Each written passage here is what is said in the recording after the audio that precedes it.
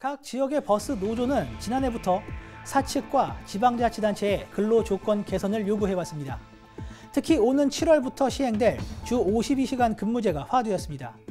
근무 시간이 줄어든 만큼 임금도 줄어들 텐데 감소될 임금을 보존해 줄 것을 사측과 지자체에 요구한 겁니다.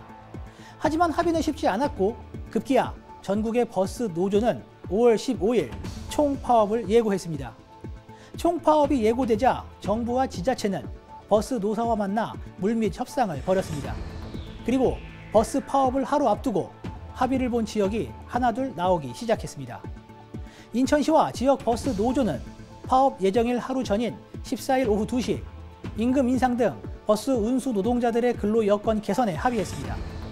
3년 안에 임금을 20%까지 인상하고 버스 노동자의 정년을 기존보다 2년 늘린 63세로 확대하는 것이 합의안의 핵심입니다. 여러분, 임금 협상은 노사 간 합의가 우선인 사안이어서 많은 대화와 인내가 필요했습니다. 버스 파업에 대한 불안을 감수하면서 기다려주신 시민들과 대승적으로 협력해주신 노동조합에 진심으로 감사드립니다.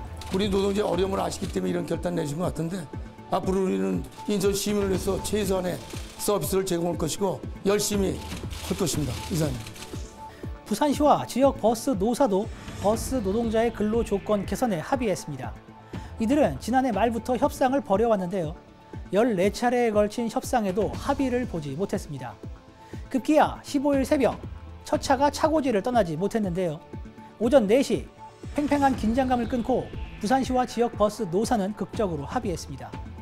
첫 차는 운행 차질을 빚었지만 오전 5시부터 버스는 정상 운행을 시작했습니다. 경남 창원도 밤샘 교섭 끝에 임금 단체 협약에 합의했습니다. 15일 오전 1시 첫 차 운행 3시간을 앞둔 시점이었는데요. 하지만 버스 준공영제 도입 등 노조의 요구사항이 반영되지 않은 만큼 갈등의 불씨는 여전히 남아 있습니다. 파업은 철회했지만 아직 합의를 보지 못한 지역도 있습니다. 바로 충남과 경기인데요.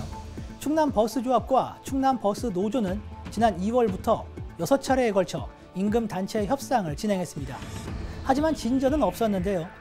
충남도가 파업을 앞두고 버스 요금 인상 계획을 밝혔고 노조는 이를 바탕으로 파업을 우선 철회한 후 협상을 지속적으로 이어간다는 입장입니다. 경기 지역 버스 노조 역시 우선 파업을 철회하고 오는 29일까지 협상을 이어갈 계획인데요.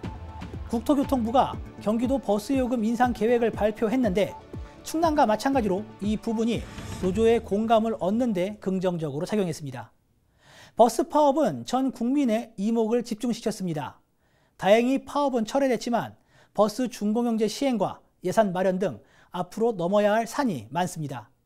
헬로티비 뉴스 이재필입니다.